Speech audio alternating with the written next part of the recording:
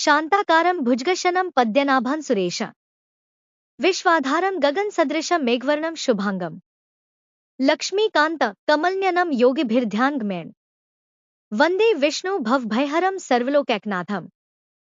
भावार्थ, जिनकी आकृति अतिशय शांत है, जो शेषनाग की शैया पर शयन किए हुए हैं, जिनकी नाभि में कमल है, जो देवताओं के भी ईश्वर और संपूर्ण जगत के आधार हैं, जो आकाश के सदृश सर्वत्र व्याप्त हैं, नीलमेघ के समान जिनका वर्ण है, अतिशय सुंदर जिनके संपूर्ण अंग हैं, जो योगियों द्वारा ध्यान करके प्राप्त किए जाते हैं, जो संपूर्ण लोकों के स्वामी हैं, जो जन्म मरण रूप भय का नाश करने वाले हैं, ऐसे लक्ष्मीपति कमलनेत्र भगवान श्री विष्णु को मैं प्रणाम करता हूँ। अब सुनते हैं 14वां अध्याय माघ महात्म्य। श्रीमन नारायण नारायण नारायण हरि हरि, भज मन नारायण नारायण नारायण हरि हरि। विकुंडल बोला, हे सौम्या, आपने जो धर्म ज्ञान दिया है उसे सुनकर मैं बड़ा प्रसन्न हूँ। जिस प्रकार साधु के वचन पाप को नष्ट करने वाले होते हैं, उसी प्रकार आपके इस उपदेश से मेरे मन का अज्ञान नष्ट हो गया है। जिस तरह चंद्रमा अमृत वर्षा करता है, उसी प्रकार सज्जन उपदेश करते रहते हैं। हे नाथ, अब कृपा करके वह उपाय बताइए जिससे मेरा भाई कुंडल उस घोर नरक से मुक्ति प्राप्त कर सके। भगवान दत्तात्रेय जी बोले, राजन, वह देवदूत बड़ा दयालु था। उस वैश्य पुत्र के उन वचनों को सुनकर उसने एक एक क्षण तक अपनी दिव्य दृष्टि से ध्यान किया और फिर कहा, हे वैश्य पुत्र, यदि तुम वास्तव में अपने भाई से स्नेह करके उसे नरक यातना से मुक्त करना चाहते हो, तुम अपने 8 जन्म का पुण्य उसे दे डालो। तब विकुंडल ने पूछा, वह पुण्य क्या था? पूरे वृतांत को विस्तार से कहो। मैं आपके कहे अनुसार उसे भाई को अवश्य दे दूंगा। देवदूत बोला, प्राचीन समय में मसु वन में शाल्की ऋषि निवास करते थे। वे ब्रह्माजी के समान संपन्न थे। उनकी पत्नी रेवती के 9 पुत्र थे, परम तेजस्वी थे। उनमें से 5 ध्रुव, शशि, बुध, तार और ज्योतिष्मान अग्निहोत्र करने वाले गृहस्थ थे।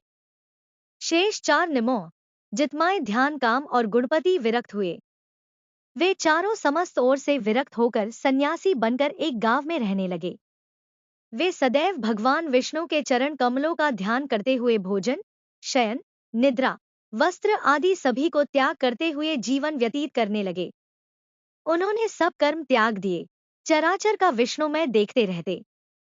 उस समय तुम मत्स्य देश के रहने वाले गृहस्थ ब्राह्मण थे। विचरण करते हुए वे योगी दोपहर को तुम्हारे घर आ पहुंचे। उनके स्वरूप को जान तुमने उन्हें दंडवत प्रणाम किया और चरण स्पर्श करते हुए मधुर वचनों में कहा, भगवान विष्णु की कृपा से मेरा जीवन सफल हो गया जो आपके दर्शन प्राप्त हुए। तब तुमने स्नेह के वशीभूत होकर उनके चरण धोए और चरणामृत पान किया।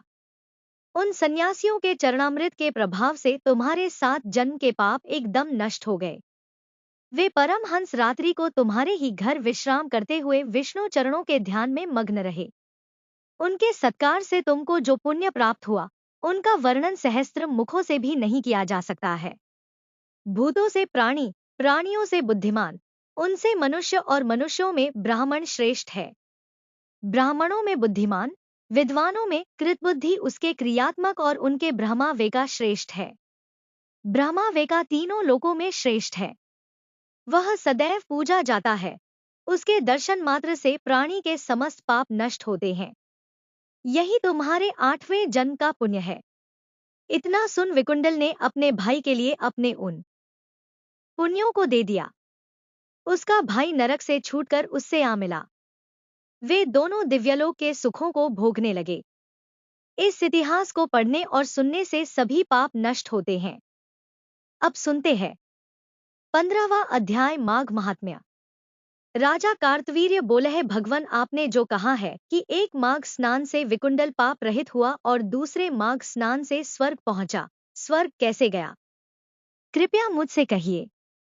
दत्तात्रेय जी बोले, हे राजन, जल को नारापण कहा जाता है क्योंकि वह स्वभाव से निर्मल, पवित्र, सफेद, मलनाशक, द्रावक और दाहनाशक होता है। वह समस्त प्राणियों को तारने वाला, पुष्ट करने वाला और जीवन देने वाला है। जिस प्रकार ग्रहों में सूर्य, नक्षत्रों में चंद्रमा श्रेष्ठ है, उसी प्रकार मासों में माघ मास श्रेष्ठ माना जाता है। माघ मास में सूर्य मकर में प्रवेश करता है। उस समय मोक्षपद जल में स्नान करने पर पापी तक स्वर्ग को पा जाते हैं। ऐसा योग दुर्लभ होता है। यदि पूरे माघ मास स्नान करना संभव न हो तो केवल 3 दिन स्नान करना श्रेयकर है।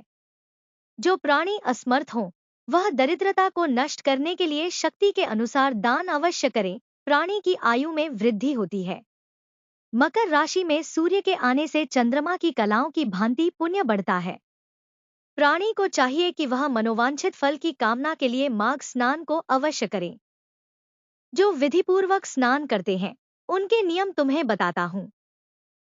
व्रती खाद्य पदार्थ को त्याग देते हैं। वे पृथ्वी पर शयन, यज्ञ और तीनों समय विष्णु भगवान का पूजन करते हैं। अखंड दीपक जलाते हैं, अन्नदान करते हैं, वेद ज्ञानी ब्राह्मण को स्वर्ण वस्त्र दान करते हैं। माघ मास के अंत होने पर एकादशी उद्यापन करते हैं। उनको चाहिए कि वे भगवान विष्णु की पूजा विधि विधान से करें। हे गोविंद, हे अविनाशी देव माधव, मुझको माघ स्नान का फल प्रदान करें। ऐसा कह स्नान करें। वासुदेव, कृष्ण, हरि, मुरारे, माधव आदि नामों का उच्चारण करें। स्नान के लिए तीर्थ जल प्राप्त न हो तो घड़े में रखे जल से स्नान करें। अन्य वस्तुओं के साथ अन्न दान करें। ऐसा करने से प्राणी नरक में नहीं जाता है। जो जल को गर्म करके स्नान करते हैं उन्हें 6 वर्ष स्नान का, कुएं पर स्नान करने से 12 वर्षों के स्नान का, तालाब स्नान से उसका दूना, नदी स्नान से उसका चौगुना, महानदी स्नान करने पर 100 गुना, संगम स्नान करने पर 400 गुना फल प्राप्त होता है। जो माघ स्नान प्रतिदिन करता है वह 1000 मुद्रा व 1000 गौ के दान का पुण्य प्राप्त करता है। दोस्तों, अगर आपको ये वीडियो पसंद आई है तो आप प्लीज़ इसे लाइक और शेयर अवश्य कीजिएगा। और अगर इस चैनल पर नए हैं तो इस चैनल को सब्सक्राइब करना ना भूलें। जय श्री राधे राधे।